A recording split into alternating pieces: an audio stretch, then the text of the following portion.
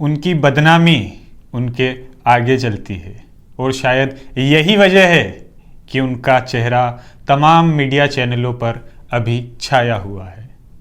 चाहे लाखों नारे लगाए जाएं, ये डीके शिव कुमार किसी भी चीज़ से डरने वाला नहीं है। मैं अकेला आया हूं और अकेला ही जाऊंगा। कर्नाटक के नए मुख्यमंत्री 75 साल के सिद्धारमैया होंगे, परंतु इस बार कर्नाटक के उप मुख्यमंत्री के रूप में ताजपोशी होगी डीके शिव कुमार की। जो पहले मैंने पंक्तियां दोहराई, वो उन पंक्तियों से समझ सकते हैं आप डीके का व्यक्तित्व।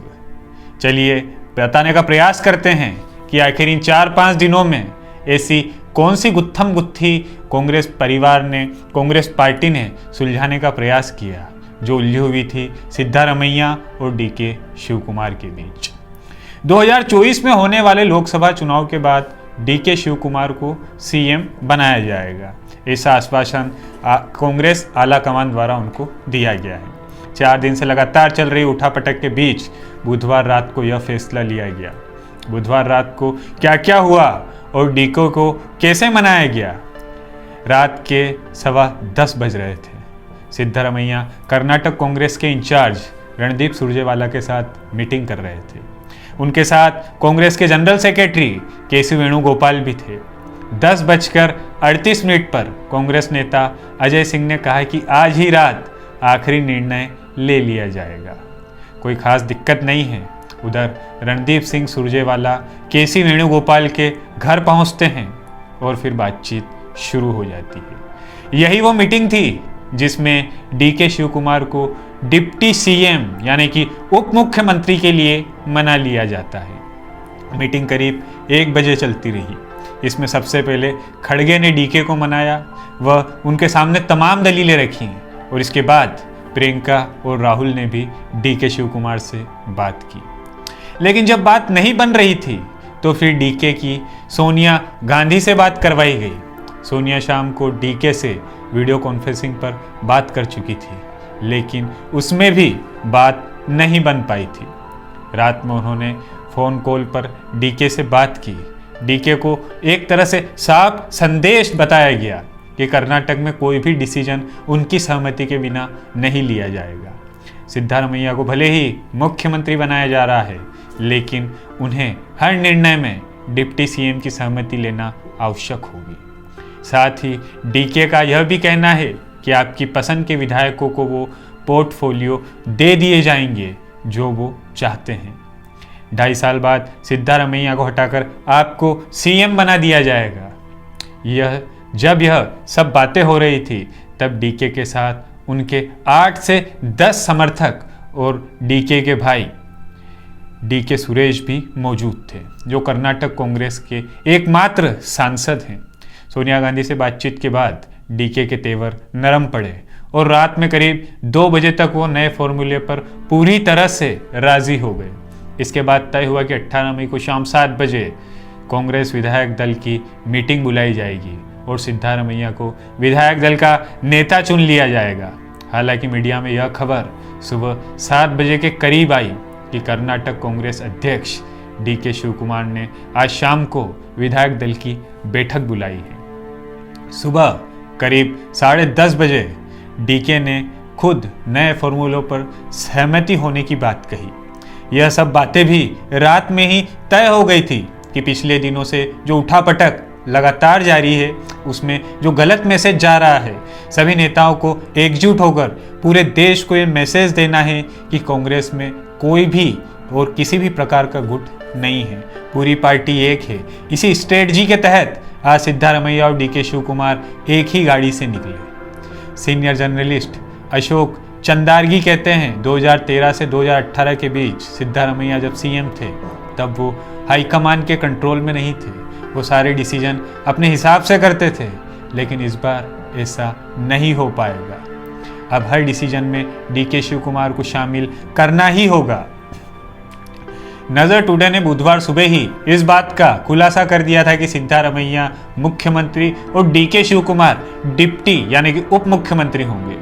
शिव कुमार पर 3 फॉर्मूले पर बात हो रही थी, इसमें से वे 50-50 फॉर्मूले पर राजी हुए हैं। पहले 2.5 साल सिद्धारमैया सीएम रहेंगे और बाद के 2.5 साल डीके यानी डीके लोकसभा चुनाव के बाद 2025 में कर्नाटक के मुख्यमंत्री बनेंगे। लोकसभा चुनाव तक डीके शिव कुमार केपीसीसी कर्नाटक प्रदेश कांग्रेस कमेटी के अध्यक्ष भी बने रहेंगे। मुख्यमंत्री पद की इस रेस में सिद्धारमैया और डीके शिव कुमार दोनों ही मजबूत दावेदार थे। डीके ने चुनाव में जिस तरह से अपना रोल निभाया, उन्हें इस बात की पूरी उम्मीद थी कि इस बार मुख्यमंत्री उन्हें ही बनाया जाएगा। डीके शिव कुमार बुधवार दोपहर 12:15 पर राहुल से मिलने पहुंचे थे। दोनों की लगभग 1 घंटे मीटिंग हुई।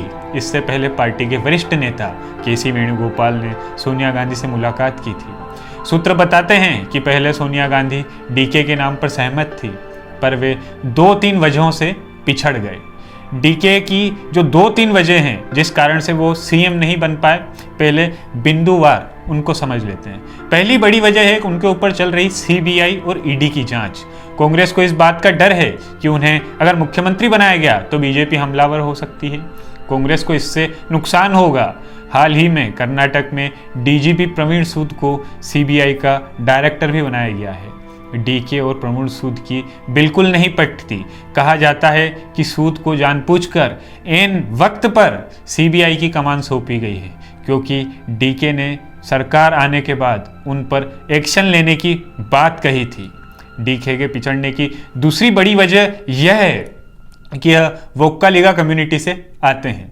इस कम्युनिटी की कर्नाटक में तकरीबन 11% आबादी है। ओल्ड मैसूर में इसका असर काफ़ी है। डीके की ओल्ड मैसूर में भी अच्छी पकड़ है, लेकिन पूरे कर्नाटक के नज़रिए से अगर देखा जाए तो सिद्धारमैया डीके पर भारी पड़ते हैं। वे कुरुबा कम्युनिटी से आते हैं और उनकी दलितों, पिछड़ों और मुस्लिमों में भी अच्छी पकड़ है। उनकी सेक्युलर छवि है। कांग्रेस सिद्धारमैया की साफ छवि का फायदा लोकसभा चुनाव में उठाना चाहती है। कर्नाटक में लोकसभा की 28 सीटें हैं। इनमें सिर्फ 1 सीट पर अभी कांग्रेस के सांसद हैं, वो भी डीके के छोटे भाई डीके सुरेश। इस बार पार्टी चाहती है कि 28 में से कम 20 सीटें कर्नाटक कांग्रेस अपने पाले में लाए।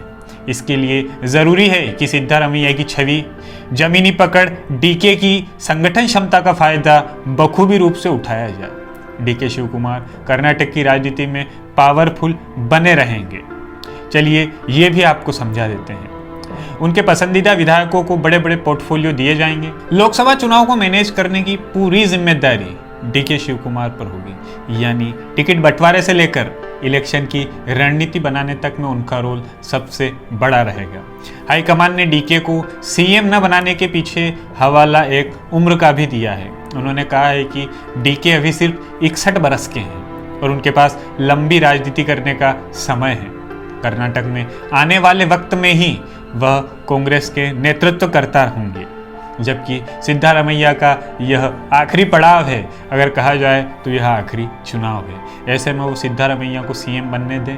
डीके शिव कुमार गांधी परिवार के लिए पूरी तरीके से वफादार है। वे सोनिया गांधी को माँ की तरह मानते हैं। सीएम पद के लिए जब रस्साकस्सी चल रही थी, तब राहुल गांधी सिद्धारमैया को सीएम बनाने की एक तरह से वकालत कर रहे थे, लेकिन सोनिया और प्रियंका गांधी डीके शिव कुमार के नाम पर सहमत थी। कांग्रेस लीडरशिप ने इस पूरी स्थिति को लोकसभा चुनाव से जोड़ते हुए देखा और इसके बाद इस बात का फैसला लिया कि मुख्यमंत्री किसे बनाया जाए। फिर यह तय हुआ कि डीके को अभी सीएम बनाया गया तो लोकसभा चुनाव में इसका नुकसान उठाना पड़ेगा। सिद्धारमैया के मामले में ऐसा नहीं होगा। राहुल के साथ ही सोनिया गांधी ने भी डीके शिव कुमार से तमाम बिंदु पर चर्चा की। इसके बाद वो एक तरह से कहें तो मान गए या राजी हो गए। सिद्धारमैया और डीके शिव कुमार की दावेदारी के बीच कांग्रेस हाईकमान ने एक फॉर्मूला तैयार किया था।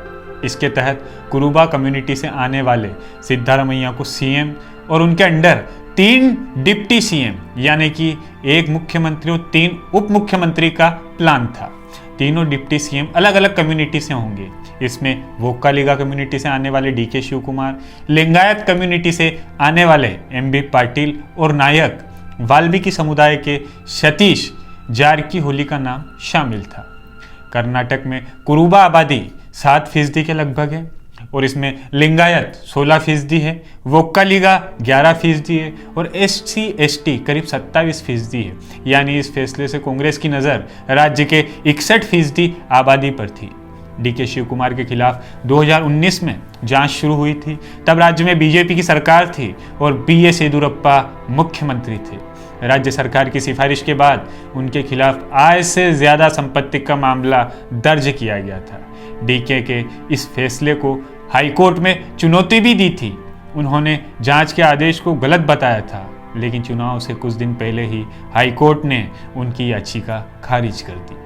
इस बार उन्होंने चुनावी हलफनामे में अपनी खुद की जो संपत्ति है वो 1413 करोड़ रुपए बताई है। 2018 में उनकी संपत्ति 840 करोड़ रुपए थी। कर्नाटक विधानसभा चुनाव में कांग्रेस ने 224 में से 135 सीटें जीती है। उसमें 43% वोट कांग्रेस को मिले हैं। राज्य में सरकार चला रही बीजेपी को 66 और JDS को 19 सीटें मिली है। कांग्रेस ने कर्नाटक में 34 साल बाद सबसे बड़ी जीत हासिल की है। इससे पहले 1989 में कांग्रेस ने 178 सीटें जीती थी। उसके बाद 1999 में कांग्रेस ने 132 सीटें जीती थी। लेकिन सबसे बड़ा सवाल ये कि अब सरकार का जो परफॉर्मेंस होगा वह कैसा होगा, और 2024 जो सिर्फ कर्नाटक के लिए ही नहीं बल्कि पूरे देश में जब आम चुनाव होंगे तो वह सिर्फ एक राज्य के लिए नहीं, एक पार्टी के लिए ही नहीं बल्कि समूचे भारत के लिए वह सबसे बड़ा चुनाव होता है। अब देखना ये होगा कि जो ये समीकरण समझाए जा रहे हैं, जो समीकरण बताकर एक तरह से नेताओं की ताजपोशी जो की जा रही है, क्या 2024 में ये समीकरण साधने में ये जितने भी नेता हैं, जितने भी आला कमान हैं, यह समीकरण सब साधने में सफल हो पाएंगे, या फिर वापस विपक्ष को फिर एक तरह से एक धुरी पर बैठना होगा। वो लगातार थर्ड फ्रंट की बात करने वाले कर्नाटक चुनाव का परिणाम आते से ही कांग्रेस को बधाई देने लगे और साथ ही फॉर्मूला बताने लगे कि आखिर 2024 में हमें कैसे चुनाव लड़ना चाहिए। इसी तरह की तमाम सूचनाओं, तमाम जानकारियों के लिए देखते रहिए नज़र टुडे। वीडियो अच्छा लगे तो लाइक करें, शेयर करें, सब्सक्राइब करें हमारे चैनल को। अगर इस हेतु आपका कोई सुझाव हो तो सादर आमंत्रित है हमारे कमेंट बॉक्स में। शुक्रिया।